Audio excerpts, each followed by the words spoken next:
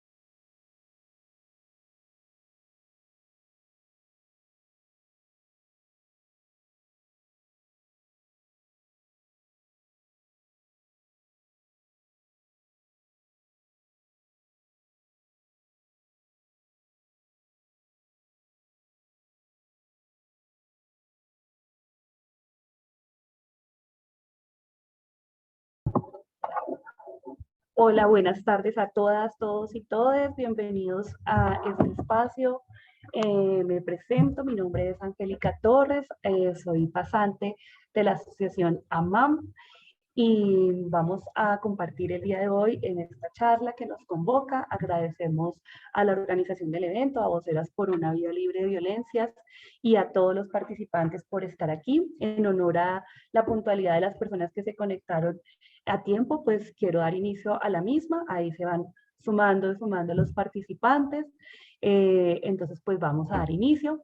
Me presento, mi nombre es Angélica Torres, yo soy abogada, especialista en Derecho Administrativo, soy de Bogotá, Colombia, y estoy estudiando actualmente la maestría en Intervención Interdisciplinar de Violencia de Género de la BIU, la Universidad Internacional de Valencia en España, y he tenido la oportunidad y el honor de hacer mis prácticas de la maestría con la Fundación AMAM en México, lo que me permite hoy estar aquí acompañándolos a ustedes en este espacio. Entonces, muchísimas gracias a todas y todos por estar aquí. Vamos a hablar de un tema supremamente interesante que además coincide con los países del área andina, de América Latina, como Colombia, Venezuela, Chile, donde estamos celebrando la Semana de la Prevención del Embarazo Adolescente, la Semana Andina. Entonces, es para mí realmente un honor. Muchísimas gracias y vamos a comenzar. Espero que realmente esta charla sea un espacio de reflexión, de provocación al tema. El tiempo es un poco corto para toda la temática que podemos abordar sobre este tema, pero lo que queremos es provocar la discusión, provocar algunas conversaciones, que empecemos a mirar los temas y que empecemos a prevenir estos temas. Entonces voy a compartir una presentación. Entonces voy aquí a cuadrar mi pantalla para que podamos ver una presentación. De antemano, la idea es que esto sea una plática, entonces si quieren intervenir, bien sea por el chat o abrir cámaras y micrófonos, bienvenido sea. Yo feliz de que podamos interactuar en nuestra conversación. Vamos a compartir y ustedes me dicen si pueden ver mi pantalla, si en este momento están viendo una presentación de PPT. Me cuentan si están viendo la presentación, me dicen que sí se ve. Sandra, muchas gracias. Listo. Entonces, vamos a silenciar por aquí algunos distractores y arrancamos.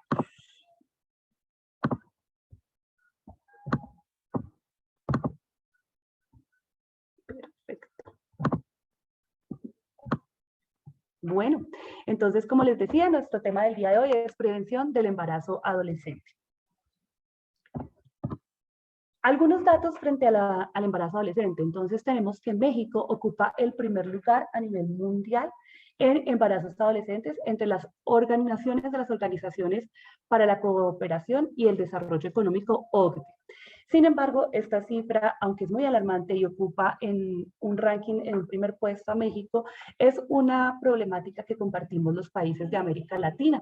Así lo ha demostrado las estadísticas de la OMS y de la UNFPA, que es un organismo también de Naciones Unidas, donde se establece que América Latina y el Caribe tienen la segunda tasa más alta de embarazo adolescente en el mundo. Si bien los países de América Latina y el Caribe han venido trabajando por implementar medidas para reducir estas cifras y se ha visto una reducción porcentual, sigue siendo cifras muy altas, alarmantes, que implican que este tema deba estar en las agendas políticas y públicas de los países para prevenir el embarazo adolescente. Aquí hay unos temas de edades que es importante que miremos, y es que el rango de adolescencia es muy grande. Hablamos de niñas, niños y adolescentes en el país, por lo menos en Colombia, donde yo estoy, hablamos de niñas, niños y adolescentes en un rango entre los 10 y los 19 años. Entonces, vemos que es una edad donde biológica y psicológicamente hay gran variedad. Entonces, para agruparlas a manera de atención de salud, pero también a nivel de acuerdo a los desarrollos psicológicos y biológicos, podemos hablar de adolescencia temprana entre los 10 y 13 años. En algunos países se habla de los 10 a los 14, en otros de los 10 a los 15. O una adolescencia media entre 14 a 16 años y una tardía entre 17 a 19 años. Aquí es importante que tengamos en cuenta un concepto jurídico que se maneja frente al embarazo adolescente, y es el tema del consentimiento. Cuando yo accedo a una relación sexual consentida, es decir, yo acepto tener esa relación o ese encuentro o ese vínculo sexual. En ese sentido, una niña de 10 a 15 años, como es el caso de México, donde es la edad establecida como una edad donde se entiende que la persona no dio su consentimiento porque no tiene la madurez psicológica y mental ni la autonomía para establecer si da o no un consentimiento sexual, porque no tiene las herramientas, los elementos, el conocimiento a lo que está accediendo. En ese sentido, ya estaríamos no solo ante la problemática de un embarazo adolescente, sino que estaríamos ante la problemática de un embarazo producto de un abuso, acoso sexual o una violación sexual. Eso es súper importante porque entonces ya no solo tenemos una problemática, sino que tenemos una combinación de problemáticas y ya estamos en el tema de violencia sexual. Sin embargo, de lo que vamos a hablar aquí es en la mayoría de los casos de un embarazo adolescente consentido, es decir, de aquellas adolescentes que están en una edad donde ya pueden dar su consentimiento a una relación sexual. Y en ese sentido, pues la mayoría de cosas que vamos a indicar van dirigidas a estas. No quiere decir que lo otro no incluya a las menores de 10 a 15 años, sino que sencillamente no solo en ese momento trataremos el embarazo adolescente, sino que también estaremos ante unos hechos que se constituyen como delito en la mayoría de nuestros países. Bueno, ¿y qué lleva a que tengamos embarazos adolescentes? Son muchas las causas, pero las principales causas a nivel cultural son los mitos que manejamos sobre la sexualidad y sobre el embarazo y sobre la maternidad. En ese sentido, tenemos una gran variedad de mitos y creencias sobre anticoncepción y embarazo, mitos y creencias sobre sexualidad y tamaño del pene, por ejemplo, mitos y creencias sobre masturbación y homosexualidad, y mitos y creencias sobre eyaculación precoz. Entonces, ¿qué es un mito? ¿Qué es un mito y una creencia? Es algo que nosotros tenemos preconcebido, ¿cierto? Por cultura, porque en nuestra familia o en nuestra sociedad se ha establecido, pero se tiene como verdad, se tiene como una verdad, a veces consciente, a veces inconsciente. ¿Qué ejemplos de mitos podemos dar en torno a la sexualidad, a la anticoncepción, al embarazo, a la masturbación? ¿Qué mitos se les ocurre a ustedes que tenemos en la sociedad? Ahí en la diapositiva estamos viendo algunos, pero me gustaría que de pronto ustedes participaran y pudieran, si quieren, escribir en el chat y vamos conversando, ¿vale? O si alguien quiere abrir el micrófono, esta es su charla, así que bien pueden hacerlo. Mientras tanto, mientras se animan a participar, yo voy a comentarles algunos mitos. Entonces tenemos un mito que para las mujeres ha sido supremamente importante y que lleva a muchos aspectos en el tema de la vida sexual. Y es, las mujeres cuando dicen no, en realidad están diciendo sí. Ese mito de que entonces nos hacemos las difíciles, que nos hacemos las que no, porque realmente está mal visto que digamos que sí a una propuesta de una relación sexual, ¿cierto? Entonces los hombres, bajo ese mito, consideran que como un no está disfrazando un real sí, insisten, acceden incluso con violencia, bien sea hacia su pareja o no lo sea, porque consideran que nos estamos haciendo las difíciles. Entonces ahí yo digamos que los invito a la campaña de no es no. Si una mujer dice que no, es no. Y es su decisión. Solo hay relaciones sexuales consentidas si la mujer dice sí explícitamente. Y eso es súper importante que lo tengamos en cuenta tanto hombres como mujeres. Otro mito que existe en nuestras sociedades es que el hombre se tiene que acostar con muchas mujeres para ser hombre, hombre, para ser el macho, no sé cómo lo digan en México, pero se asocia la hombría a la capacidad de tener sexualidad y a más temprana edad, pues más machito, ¿cierto? Esos mitos llevan a que muchas veces los niños a tempranas edades se vean presionados a iniciar su actividad sexual, su vida sexual, aún sin querer, aún sin estar convencidos, aún sin estar seguros, simplemente porque la sociedad les marca que deben tener relaciones sexuales a temprana edad, porque de lo contrario su hombría se ve puesta en entredicho. Ese mito es muy complicado porque implica que precisamente los hombres empiezan una actividad sexual a muy temprana edad. ¿Y qué sucede? Sucede que si empezamos nuestra vida sexual a muy temprana edad, ojalá con una pareja más o menos de nuestra misma edad, pues va a llevar el riesgo de embarazos adolescentes no deseados. Porque entonces este chico también va a querer presionar a su pareja para tener actividad sexual a temprana edad. Otro mito también que tiene que ver con el uso de los preservativos es con el preservativo no se siente. Entonces tenemos unos mitos alrededor de que la sexualidad cambia cuando usamos preservativo y no tenemos las suficientes herramientas y los conocimientos para utilizar los preservativos. Entonces nos negamos al uso del preservativo y a veces las mujeres accedemos presionadas porque es nuestra pareja, porque lo amamos, porque queremos que él sienta placer, que se sienta bien en la relación y accedemos a relaciones sexuales sin protección, lo que lleva también a embarazos a temprana edad no deseados. Este va un poco relacionado con la edad temprana en la que los niños deben iniciar, según la sociedad y la cultura y los mitos, su actividad sexual. Y es que si todavía no quieres iniciarte sexualmente, te vas a ver como raro o rara. Hay una presión social, sobre todo el grupo de amigos, el grupo de amigas, que hace que si tú no quieres tener vida sexual a los 12, 13, 14 años, eres un raro, te da miedo, eres una gallina, eres una mojigata, eres un, hoy, ¿cómo es que dicen hoy en día los chicos? Estás rayado, eres un nerd. Entonces, en ese sentido, tenemos esa presión que nos lleva muchas veces a iniciar nuestra vida sexual sin estar seguros. Y aquí hay una que me gusta hablar mucho y es esa idea del amor romántico, ¿no? De la prueba de amor. Si tú realmente me quieres, estarías conmigo. Si tú realmente me amaras, accederías a tener una relación sexual conmigo. Si tú no quieres acceder a tener una relación sexual conmigo, es porque no me amas. Todos estos tipos de presiones psicológicas vienen de esos mitos del amor romántico y de ese mito de que tenemos que dar una prueba de amor. La sexualidad no es ninguna prueba de amor. Cada quien decide autónomamente cuándo quiere tener su vida sexual, cuándo la quiere iniciar. Puede que haya días que quiera tener relaciones sexuales y días en que no. Ese es otro mito, los hombres siempre quieren sexo. No es cierto, no siempre los hombres quieren sexo y está bien que digan, o no quiero, no me siento bien física, emocionalmente. Pero como social y culturalmente no nos hemos preparado para esto, todos estos mitos los convertimos en verdades, en creencias y actuamos en consecuencia de esas creencias. No sé si alguien quiera mencionar otro tipo de mitos alrededor de esto de la sexualidad temprana, de los anticonceptivos, de la masturbación, de la eyaculación precoz, que nos llevan a tener riesgos de embarazos adolescentes.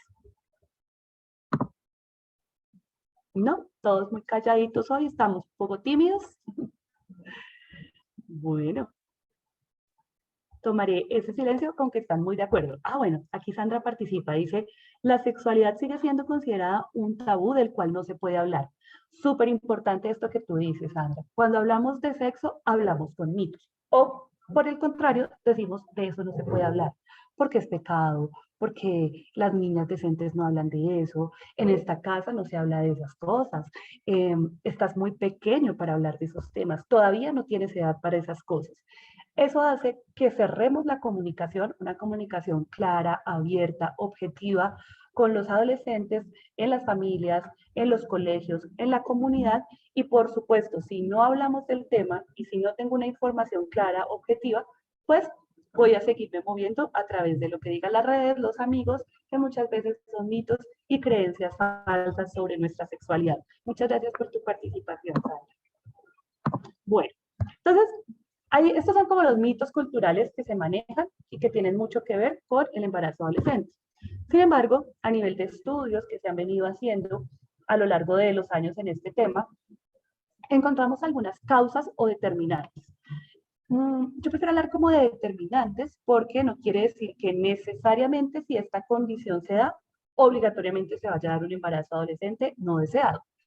Pero sí son situaciones que hacen más vulnerable, que generan mayor riesgo a que se presente un embarazo adolescente.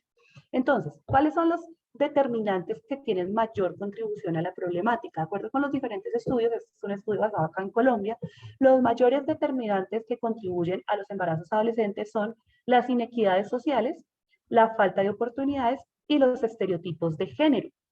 Yo creo que entre Colombia y Perú tenemos, y en general la región, América Latina, tenemos condiciones muy, muy similares, culturalmente, socialmente y económicamente.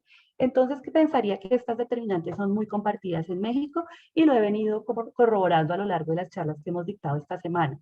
Entonces, inequidades sociales, falta de oportunidades, pobreza, limitado acceso a los recursos, vivir en comunidades marginadas, en zonas rurales empobrecidas, son factores que generan un mayor riesgo que las niñas y niños queden en embarazo a temprana edad. ¿Y por qué digo niñas queden en embarazo? Porque si bien quien lleva el embarazo son las niñas o las jóvenes, sus parejas que también son jóvenes, pues hacen parte de ese embarazo adolescente. Culturalmente, infortunadamente, a las niñas les toca la carga, a la mujer le toca la carga y los hombres pueden dejar el problema a un lado, simplemente se van y no asumen el problema.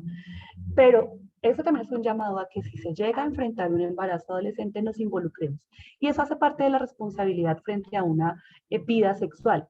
Si yo decido conscientemente, autónomamente, iniciar mi vida sexual, pues también tengo que estar dispuesto a protegerme y a que si a pesar de que me proteja, me veo abocado a un embarazo a temprana edad, un embarazo no deseado, asuma las consecuencias de mis actos, bien sea hombre o bien sea mujer. Bien, entonces, ¿por qué la pobreza o la falta de oportunidades puede incidir en el embarazo adolescente? ¿Ustedes qué opinan? ¿Por qué creen que esto es un factor determinante? Y es uno de los de mayor contribución, es de los más importantes. ¿Por qué creen ustedes que la pobreza, la falta de oportunidades podría llevarnos a estos embarazos?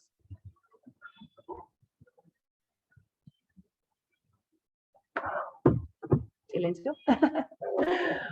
Bueno, las condiciones socioeconómicas definitivamente llevan a que se presenten los fenómenos sociales y culturales como lo es el embarazo en adolescentes. No quiere decir que en clases sociales altas o en familias de muy buenos recursos económicos no se presente el embarazo. Se presenta, pero se presenta en menor medida.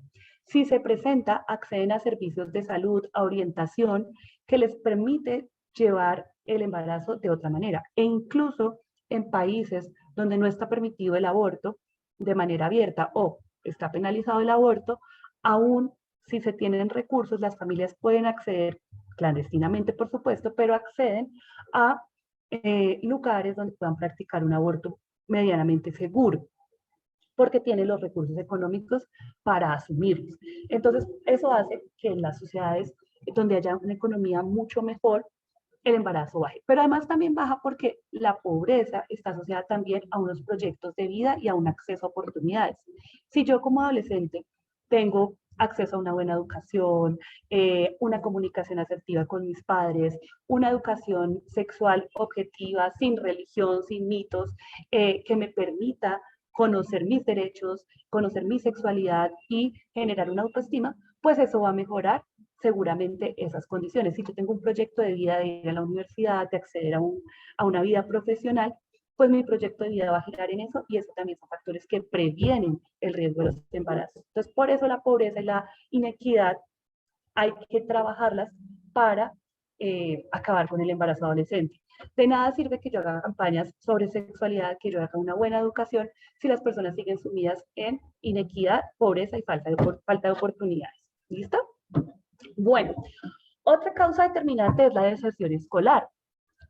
Si las niñas, niños y adolescentes no terminan su bachillerato, bien sea porque de pronto en su familia no hay situaciones económicas estables y deben salir a trabajar y prefieren salir a trabajar que estudiar, entonces interrumpen sus estudios o sencillamente porque las condiciones de acceso no son las necesarias. Por ejemplo, acá en Colombia hay muchos colegios en las zonas rurales que quedan apartadísimas de las veredas, de los campos, de ciertas zonas rurales de muy difícil acceso, que hace que los niños no puedan ir al colegio porque su acceso es muy difícil. Entonces desertan del colegio muy temprano, a muy temprana edad. No tienen dentro de su proyecto de vida el estudio como una prioridad y como una importancia.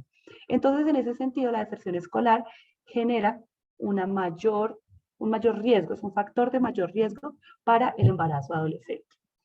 Y aquí, ¿qué tenemos que hacer? Pues, contrario a eso, buscar que los jóvenes, los niños, niñas terminen su colegio, terminen su secundaria, vean en la educación superior un proyecto. Pero ¿qué pasa si yo veo que la educación superior es un proyecto de vida y no tengo los recursos, los medios para acceder? Pues aquí también es importante que el Estado se involucre y garantice acceso a la educación de calidad y gratuito o con muchas facilidades económicas para que las personas de escasos recursos puedan acceder a educación superior. Perdón si están escuchando una ambulancia, preciso, estoy cerca de una ventana y pasó el carro de emergencia, problemas de la virtualidad. Me excuso si se escuchó mucho ruido ahí. Bien, decíamos que otro de los importantes factores es los estereotipos de género. No sé si alguien quisiera mencionar un estereotipo de género, que es como que le suena al estereotipo de género, que podríamos a manera de ejemplo mencionar como estereotipo de género y que nos influya en el embarazo adolescente.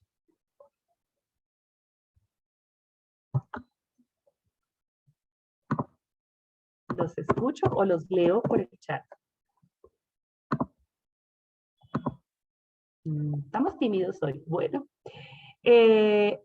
estereotipos de género como las mujeres, su función en la sociedad principalmente es la de procrearse y cuidar los hijos y cuidar la familia. Ese estereotipo de género específicamente marca que dentro de nuestra mentalidad, de manera consciente o inconsciente, creamos que el mejor proyecto de vida es ser madre de familia, incluso que si no lo llegamos a hacer, nos sintamos frustradas como mujeres y en nuestro proyecto de vida. Ese mito hace que sea más fácil que un adolescente vea que si no tiene otro proyecto de vida, otro sentido de vida diferente al de la familia, pues perfectamente a sus 15 años, y ojalá si tiene un entorno familiar hostil, no le gusta estar en su casa, tiene problemas con sus padres de familia, pues quiera salir muy joven de su casa, irse a vivir con su pareja y quedar embarazada a temprana edad. Entonces, ese estereotipo de género es muy marcado. Infortunadamente, en nuestras culturas latinoamericanas lo seguimos teniendo y eso hace que también veamos como proyecto único de vida el ser madres. No quiere decir que el ser madres no esté dentro de nuestro proyecto de vida, es un proyecto de vida también interesante para quienes quieran tenerlo, pero en el momento y en la edad donde tengamos la madurez mental, psicológica, física y económica para asumir la maternidad. Bien, hay otro factor determinante que de pronto se ve un poco menos en nuestras culturas y en nuestros países, pero que a nivel mundial es preocupante, y es las uniones tempranas o los matrimonios con niñas y adolescentes. Hay culturas que por norma civil o por norma religiosa está permitido las uniones maritales con niñas y adolescentes. Entonces, por supuesto, si una niña tan pronto tiene una edad fértil le es permitido que sea casada con un hombre mayor, porque normalmente no las casan con menores, sino con hombres mayores que además pueden pagar por su manutención, pues estas niñas están destinadas, por supuesto, a tener embarazos a muy temprana edad.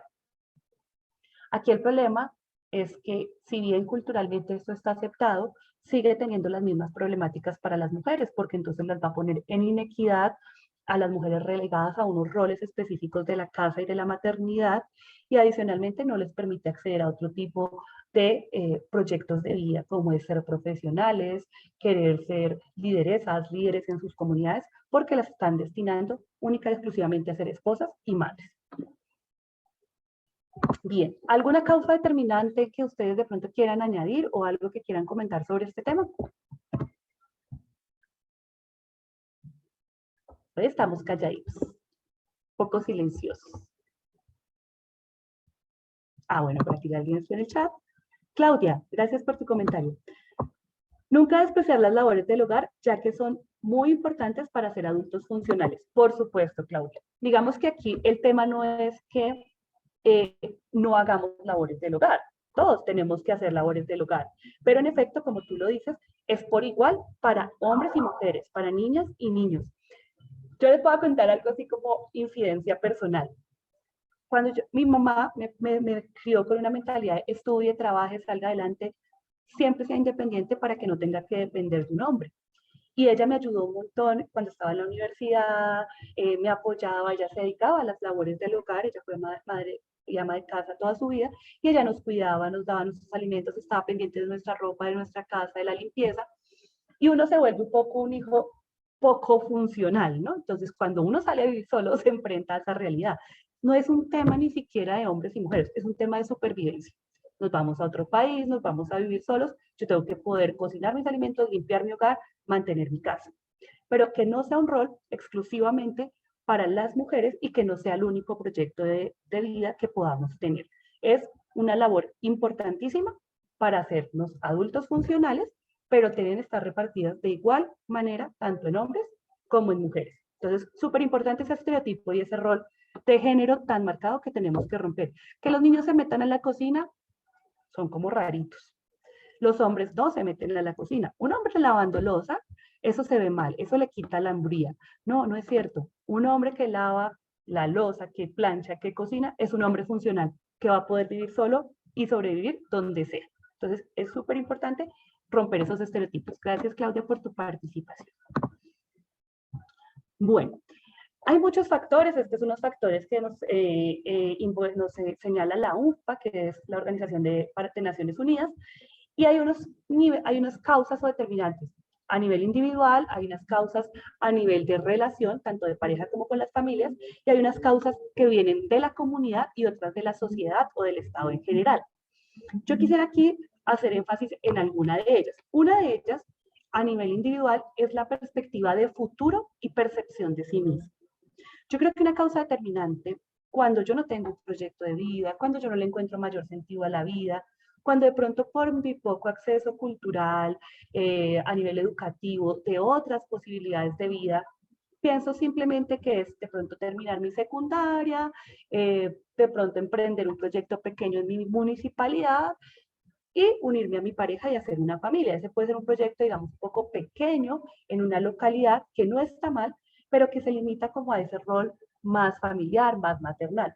Pero si yo tengo una perspectiva de futuro más grande, si yo quiero y sé que puedo acceder a educación superior, a ser líder, a ocupar cargos de importancia, a ocupar cargos públicos, a ser docente universitaria, a ser médica, astronauta, a ser científica, cualquier reto, así sea grande, que yo como mujer crea que lo puedo hacer y tenga esa perspectiva de futuro, seguramente mi mentalidad, mi energía, mi vitalidad va a estar enfocada en ese proyecto, lo que me va a permitir entender que si llego a tener un embarazo a temprana edad, ese proyecto se dificulte, se obstaculice o incluso se trunque. No quiere decir que las madres adolescentes no hayan tenido un buen proyecto de vida, muchas salen adelante, pero para salir adelante vienen otros factores que ya vamos a mirar. Y la percepción de sí misma. Es súper importante que trabajemos en nuestra autoestima, en nuestro reconocimiento y autonomía, en que entendamos que nosotras somos quienes decidimos sobre nuestro cuerpo y que por más presión social no voy a iniciar mi vida sexual o no voy a tener una relación sexual que no quiera, incluso con mi pareja. Puede que hoy quiera, mañana no. Y tengo la capacidad y la autonomía de decir, hoy no quiero. Pero ¿qué pasa? Tenemos muchos miedos, tenemos poca autoestima. Yo, de gafitas, así como poco agraciadita, con mi naricita torcida, soy gordita, de pronto un poco ñoña, me gusta es como leer y estudiar. Eso me hace ver como rara, ¿no? Porque la sociedad marca esos estereotipos. Y si yo me consigo un noviecito, pues yo me siento súper halagada, porque esa pareja, ese chico se fijó en mí a pesar de que no cumplo esos estereotipos de género. Y si yo le digo que no y me deja, y si de pronto yo no le doy esa prueba de amor y me deja. Entonces tenemos miedo al rechazo, miedo al abandono, miedo al que dirán, miedo a que me vean como tonta, como retrasada. Lo mismo los hombres. Y si yo no le pido esa prueba de amor, me van a decir que tan bobo, ¿no? Realmente lo que pasa es que yo soy respetuoso y todavía no quiero iniciar mi vida sexual y tampoco quiero que ella la inicie.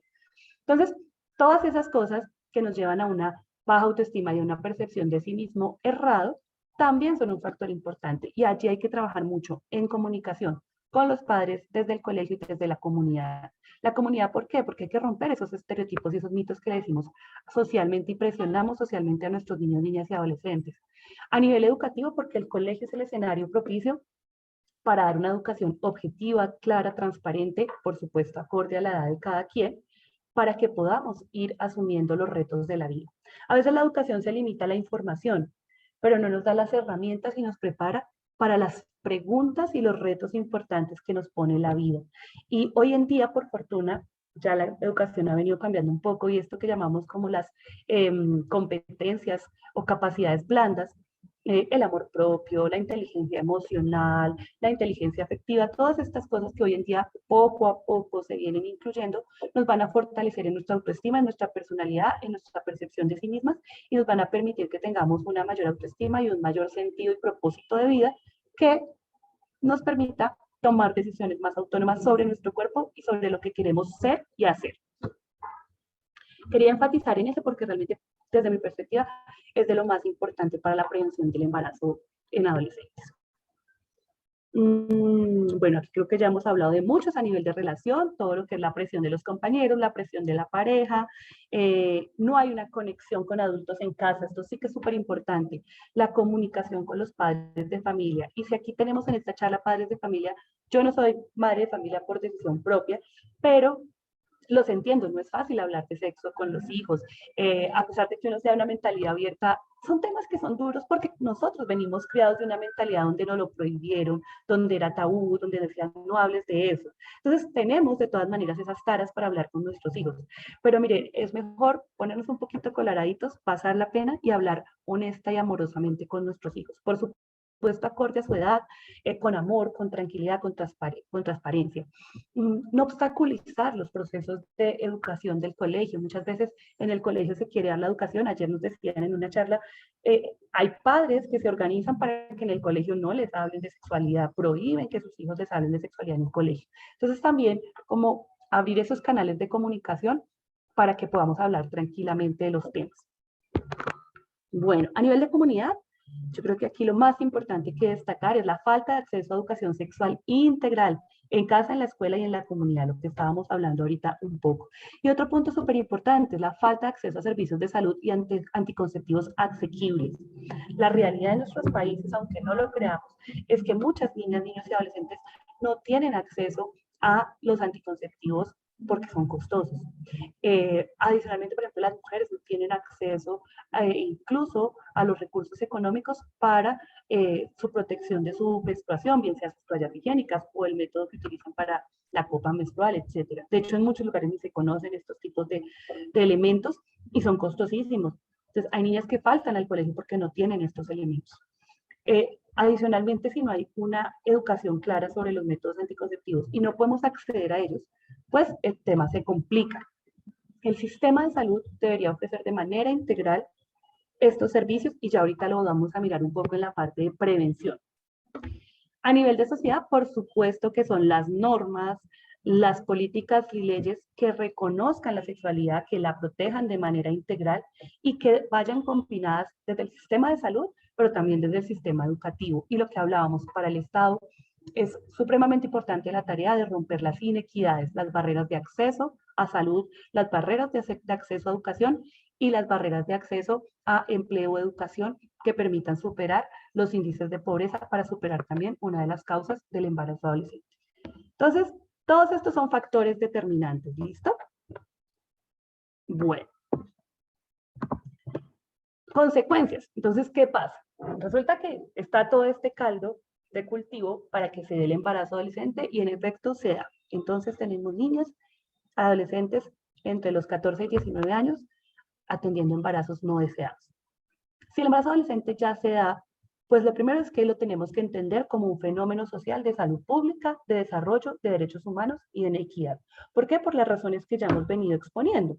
Porque afecta el sistema de salud, afecta el desarrollo de un país en términos de economía, afecta individualmente a nivel de derechos humanos, pero mantiene la inequidad entre hombres y mujeres y la inequidad social también entre los diferentes niveles de la sociedad. Hay unas consecuencias a nivel económico para el adolescente, para la familia y para el Estado. Para el adolescente, ¿por qué? Porque si tú rompes tu proyecto educativo y de vida, cuando quedas en embarazo, debes o depender de la economía de la familia, si la familia te apoya y tiene los medios para hacerlo, o depender solamente de la economía de uno de los dos, padre o madre, que salen a trabajar. Si además quedan como madres solteras porque no reciben el apoyo de su pareja, pues ellas mismas tienen que salir a trabajar y responder por su economía. ¿Qué pasa? Que van a acceder a trabajos poco calificados, mal pagos, mal remunerados, donde además van a tener que incurrir unos gastos por el cuidado de sus hijos, porque si salen a trabajar tienen que conseguir quien se los cuide si en su entorno familiar no hay quien los cuide. Y esto evidentemente tiene un impacto económico en la adolescencia.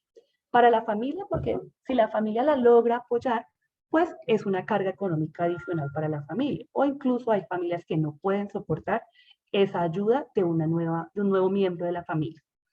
Y para el Estado, porque por supuesto tiene que invertir en temas de salud, atención del embarazo, de la gestación y del embarazo, pero además pues atender las necesidades de ese niño que si no tiene acceso a educación pues hay que dársela, que si no tiene acceso a alimentación hay que garantizarla, porque es un niño o niña que requiere todos los cuidados y los derechos de un niño o niña de acuerdo con los derechos humanos. A nivel social también hay unas consecuencias. En el ámbito tanto familiar como de pareja, en el ámbito educativo y profesional y laboral, y mayor riesgo de sufrir violencia de género. Aquí, ¿por qué puede darse este fenómeno? Por ejemplo, porque si decide irse a vivir con su pareja y son adolescentes entre los 15 y los 18 años, todavía no tienen la madurez mental para asumir una relación de pareja y la paternidad y la maternidad a tan temprana edad.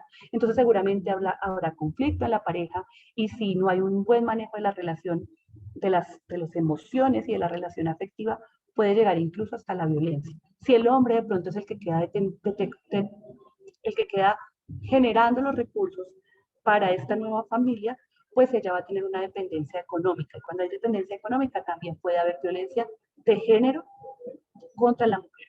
Entonces, esto también lleva a otras problemáticas sociales. Y en la salud, tanto del bebé como de la madre, ¿por qué? Porque si quedamos embarazadas a una edad muy temprana, nuestro cuerpo biológicamente no está todavía adaptado para tener un embarazo y entonces puede haber riesgos tanto para el bebé como para la madre o le puede generar consecuencias de salud y bienestar a la mamá. Prevención. Entonces, esto es como nuestra intención de la charla, un poco provocadora del tema, y es prevención. Por supuesto, súper importante, y por encima el Estado con sus políticas. Una política súper importante es garantizar el acceso universal, es decir, para todos, a servicios de salud sexual y reproductiva, incluyendo los servicios de planificación familiar, la información y la educación de manera integral, de manera completa. Esto debe incluirse en las estrategias y programas nacionales. A nivel tanto de familia como de sociedad, llámese Estado y comunidad, apoyar a las adolescentes de modo que puedan volver a la escuela o a encontrar empleo. Si definitivamente ya quedaron embarazadas a temprana edad, hay que apoyarlas para que puedan surgir con su proyecto de vida, para que salgan adelante ellas con su proyecto de vida, pero también puedan sacar adelante a su familia. Por supuesto, lo que hablábamos, postergar el inicio de la actividad sexual, y aquí postergar el inicio de la actividad sexual no se hace prohibiendo o hablando que eso no se puede y que de eso no se puede hablar. Uno no le pide permiso a nadie para tener relaciones sexuales. Si a ti tus papás y tus mamás te prohíben tener relaciones sexuales, si tú quieres lo vas a hacer. Lo importante que es que lo hagas consciente, que lo hagas informado, que lo hagas a la edad que tú sientas que es la mejor edad para ti. Y seguramente si tienes una buena información a una edad temprana no lo vas a hacer. Pero si no tienes información y por el contrario lo único que encuentras es prohibición y tabú, la curiosidad se despierta. A veces la presión social, familiar y de pareja es más fuerte. Entonces, por supuesto, hay que buscar que el inicio de la actividad sexual sea a una edad más adulta, pero no podemos tapar el sol con un dedo y hay que prevenir de otras maneras. El uso de métodos anticonceptivos modernos. Primero, que sepamos qué métodos anticonceptivos existen. Segundo, que podamos acceder a ellos. Tercero, que nos expliquen cuál es el mejor método anticonceptivo para mí, conforme a mi cuerpo, a mi salud, a mi contextura, a mis enfermedades propias. No todos los anticonceptivos son buenos para todas las mujeres. Y no solo los anticonceptivos son para las mujeres, también para los hombres. Ahora, si el anticonceptivo no es para el hombre también debe saber cuáles son, qué consecuencias tienen sobre la mujer, sobre su pareja. ¿Cuáles pueden usar ellos? ¿Cómo es el ciclo menstrual de la mujer? A veces creemos que el ciclo menstrual solo importa a las mujeres. El ciclo menstrual también importa a los hombres. Ellos también deben saber sobre esto. Entonces aquí es súper importante ese acceso tanto a la información como a los métodos de manera efectiva.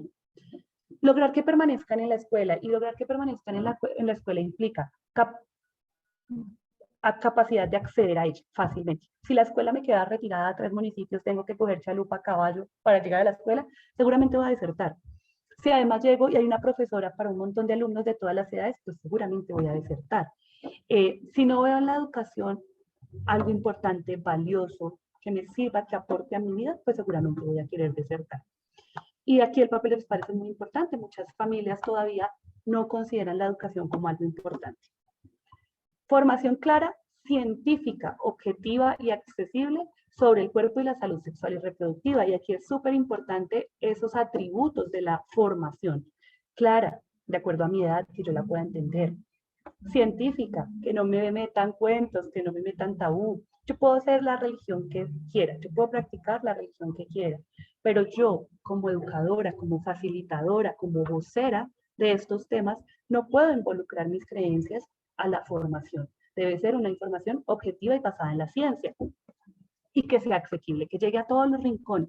¿Cuántas personas no tienen acceso ni siquiera a una charla como estas? Y hoy celebro que tengamos estos espacios y aunque a veces las reuniones presenciales son más ricas, más calurosas, más placenteras, pues hoy podemos estar hablando desde Colombia hacia México y aprendiendo en doble vía. Entonces, la accesibilidad es muy importante, pero si no tenemos acceso a educación, a internet y demás, pues difícilmente nos vamos a formar. Comunicación con los padres, aquí es un énfasis en lo que he dicho. Los padres nos tenemos que quitar un poco los tabús, abrir bien los ojos, tener oídos despiertos, estar abiertos al cambio, a escuchar. A veces los mismos adolescentes, niños y niñas nos enseñan muchas cosas. Y lo que hablábamos hace un rato, fortalecimiento de la autoestima y el empoderamiento del amor propio. Autoestima tanto de niñas como de niños. Empoderamiento de las mujeres. No quiere decir que los hombres no estén empoderados, lo que pasa es que socialmente ellos nacen empoderados, con licencia para. Las mujeres hacemos un poquito más calladitas, un poquito más opacaditas, menos líderes, empoderarnos, sentirnos mujeres poderosas, propias de nosotras mismas, que podemos decir con toda certeza no, y no pasa nada, sin miedo al rechazo, sin miedo al estigma. Eso es empoderarnos. Y amor propio, si yo me quiero a mí misma, me cuido, me protejo, sé qué quiero para mí. Sé cuándo digo que sí y sé cuándo digo que no. Entonces, esto es súper importante. ¿Cómo tengo amor propio? ¿Cómo tengo empoderamiento? ¿Cómo tengo autoestima? La educación, la escuela, la comunidad nos ayuda a construir eso. Nosotros mismos también, por supuesto, tenemos que poner de nuestra parte. Pero cuando estamos hablando de niñas, niños y adolescentes, es la comunidad, los padres y la sociedad los que mayor carga tienen para que crezcan niños con autoestima, con empoderamiento y con amor propio. Encontrarle sentido a la vida más allá de lo que nos dicen que debe ser el sentido de la vida. No es cierto que la vida sea estudiar, trabajar, reproducirnos y morir. estudiar, conformar una familia, tener hijos y morir. Cada quien puede inventarse su propio proyecto de vida, lo que le suene en su corazón, lo que lo motive, lo que lo haga cada día despertarse por hacer un futuro propio y un futuro para otros. Aquí hay algunas acciones y recomendaciones también que nos da la UNFPA, también a nivel individual, a nivel comunitario, de sociedad y del Estado. Creo que ya hemos hablado en muchas de estas, así que no me voy a detener. Simplemente lo dejo aquí pues enunciado en la presentación. Y aquí quería que miráramos esta parte que me parece súper importante, y es que una manera de prevenir el embarazo adolescente y mejorar estas cifras que día a día nos están mostrando en este tema, es que tengamos claros los derechos que tenemos. Si yo no sé cuáles son mis derechos, difícilmente los voy a reclamar. En este caso, quiero que nos fijemos en los derechos sexuales y reproductivos. ¿Qué son los derechos sexuales y reproductivos? Los derechos sexuales y reproductivos son derechos humanos y su finalidad es garantizar que todas las personas podamos vivir libres de discriminación, de riesgos, de amenazas, de condiciones y de coerciones y de violencia en el campo de la sexualidad y la reproducción. Ese es el ideal de estos derechos. ¿Derechos a qué? Los voy a leer rápidamente. Derecho a tener una vida sexual libre, segura y placentera. Libre, segura y placentera. Yo decido. Derecho a decidir si tener o no tener relaciones sexuales, lo hemos venido hablando a lo largo de la charla. Derecho a expresar y ser respetado por la orientación sexual y o identidad de género. Aquí digamos que no quise profundizar en este tema porque es tema de una charla muchísimo más amplia, pero a veces a los 10, 12 años apenas estamos despertando nuestra curiosidad, nuestra identidad de género, y ya sentimos la presión de tener relaciones sexuales con relaciones heterosexuales. Pero ni siquiera nos dejan explorar y reconocer. Entonces tenemos derecho a expresarlo y a ser respetados. Derecho a que se respete nuestra intimidad sexual y nuestra confidencialidad. Aquí hay un tema, por ejemplo, el acceso a la salud, y es que los niños, niñas y adolescentes, hasta que cumplen su mayoría de edad, van a los servicios médicos acompañados de sus padres. Si sus padres no quieren hablar del tema y el sistema de salud les quiere ofrecer algo, pero los papás están ahí presentes, seguramente un niño no va a querer hablar, una niña no va a querer hablar de esto con su médico. Entonces tenemos que buscar las formas para que haya ese respeto a esa intimidad sexual y a esa confidencialidad. Derecho a acceder a métodos anticonceptivos que se adapten a las necesidades y deseos, lo que decíamos, no todos los métodos anticonceptivos le funcionan a todo el mundo y hay que acceder a ellos también. Derecho a decidir si quiero tener o no hijos, el número de hijos que quiera tener, cuánto espacio transcurre entre unos y otros. Si estás soltera, ¿para cuándo el novio? Si estás con novio, ¿para cuándo el matrimonio? Si tienes matrimonio, ¿para cuándo el hijo? Y si tienes el hijo, ¿para cuándo el hermanito? La sociedad nos presiona constantemente. Eso es un derecho a decidir. Derecho a obtener información clara, científica, objetiva y asequible sobre el cuerpo y la salud sexual, ya lo he mencionado. Derecho a acceder a servicios de salud sexual y reproductiva que se adapten a nuestras necesidades. Aquí es súper importante que podamos tener una cita médica integral, que nos asesoren de nuestro cuerpo y cuál es nuestro método anticonceptivo y que no sean tan costosos y que podamos acceder a ellos. Eso es tarea del Estado y de nosotros como sociedad exigirlo. Derecho a recibir apoyo y a que se realicen ajustes para poder tomar decisiones libres e informadas sobre el cuerpo, la sexualidad y la reproducción. Bueno, aquí les quería dejar como algunos métodos anticonceptivos, que pues este también sería tema de otra charla y ya el tiempo se nos empieza a agotar, pero simplemente a manera de iniciativa que conozcamos que la finalidad de los métodos anticonceptivos es, uno, evitar un embarazo no deseado, que si tú decidiste iniciar tu vida sexual lo puedas hacer libre y responsablemente, que los anticonceptivos pueden ser temporales o definitivos, que hay unos de emergencia, aquí clave que la pastilla del día después es un método de emergencia, no es un método permanente, y que en los temporales y definitivos hay unos para mujeres, otros para hombres, y en el caso de los definitivos, como es la vasectomía, también los invito a que empecemos a romper el mito, todos los mitos que hay sobre la vasectomía, que el hombre ya no va a sentir igual, que pierde su virilidad, que ya no va a tener erecciones, que ya no va a satisfacer tanto en la vida sexual. Todos esos son mitos. Hay muchos hombres responsables que hoy en día ya están asumiendo también que ellos pueden asumir un método anticonceptivo y están decidiendo la vasectomía. Sin embargo, a veces el acceso a la información y a la práctica de la misma sigue siendo muy limitado. Les hacen primero unas charlas por psicología para ver si están seguros que quieren operarse, si no tienen hijos previamente no se las practican fácilmente, entonces todavía hay muchas barreras y esto depende del sistema de salud. Básicamente, digamos que esa era una charla provocativa. Me gustaría de verdad escucharlos por el chat o por los micrófonos para que me cuenten qué otras cosas ustedes creen que se podrían adicionar. ¿Qué creen ustedes que funciona y no funciona en la prevención y en la educación? Y en la prevención, sobre todo, del embarazo adolescente. ¿Qué ustedes desde su experiencia han conocido que funciona o que no funciona definitivamente? Los escucho.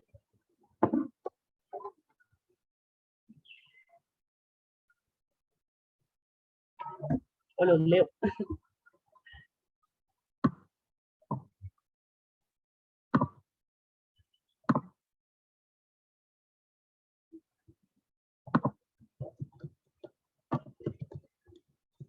Voy a cerrar acá un momentico esto para ver si es que no estoy viendo el chat completo.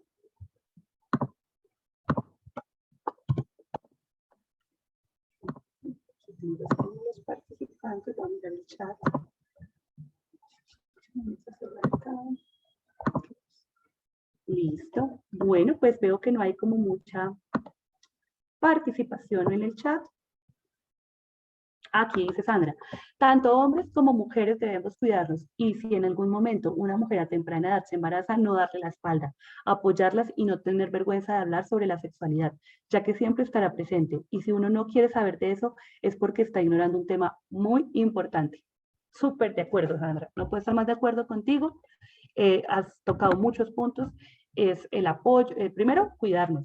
Segundo, no darle la espalda. Tercero, no juzgar. Y hablar del tema. No podemos tapar el sol con un dedo. Definitivamente, si los temas no se hablan, pues difícilmente se van a superar las consecuencias y las barreras que nos llevan a este tipo de problemáticas. Bueno, pues no sé si alguien más quiere hablar. A Hugo nos escribe aquí. Hugo dice, creo que siempre es importante que no obstaculicen la información con mitos y tabús. Totalmente de acuerdo, Hugo. Hay que romper esos creencias limitantes y esos mitos que nos llevan a imponer cosas que realmente no son y que nos distorsionan lo que realmente existe como evidencia científica y como derechos que tenemos. Súper, gracias por tu participación. No sé si alguien quiere abrir micrófono y conversar. Si no, pues voy dando entonces cierre a nuestra charla de hoy. Primero que todo, pues agradecerles su participación, sacar este tiempito para que hablemos de estos temas tan importantes. Como les decía al principio, no se agotan en una sola sesión, esto es apenas una provocación del tema, pero creo que en la medida en que tengamos este tipo de espacios, que empecemos a compartir información, que empecemos a hablar, a poner los temas en la mesa, en la agenda pública, se van a ir superando. Es una tarea de largo aliento, porque como ven, no es una problemática con una sola causa, ni con un solo actor, sino que aquí tenemos que involucrarnos todos, familia, Estado, sociedad, individuo, pero yo creo que de a poco se suma, yo creo en las luchas largas, pero importantes, y creo que poco a poco se viene mejorando, pero la idea es que podamos ofrecerles a nuestros niños, niñas y adolescentes el mejor futuro y todas las herramientas para que asuman su vida con responsabilidad, con la capacidad para asumir lo que nos enfrenta la vida, finalmente. No estigmaticemos el embarazo adolescente, como les decía, hay mujeres que lo han vivido y que han salido adelante, pero ha sido con mucho esfuerzo y porque han encontrado tejido, redes sociales que las apoyen. Entonces, muchísimas gracias a Poseras por una Vida Libre de Violencia y a la Asociación AMAM, a todos ustedes por su participación y gracias por escucharme y por permitirme compartir con ustedes esta información. Nos veremos en una próxima oportunidad, ojalá, con más temas así importantes. Feliz noche y mil gracias. Hasta luego. Hasta luego. Buenas noches. Chao, Sandra. Buenas noches. Chao, Luisa.